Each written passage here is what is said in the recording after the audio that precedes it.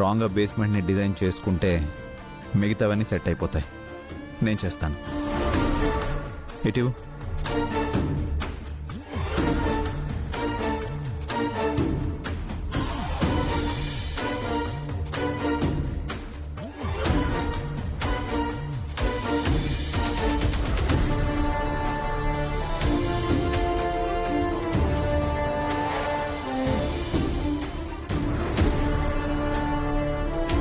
ఇదిగో ఇలా చేస్తే నీ ప్రాజెక్ట్ వర్క్ కంప్లీట్ అయిపోతుంది.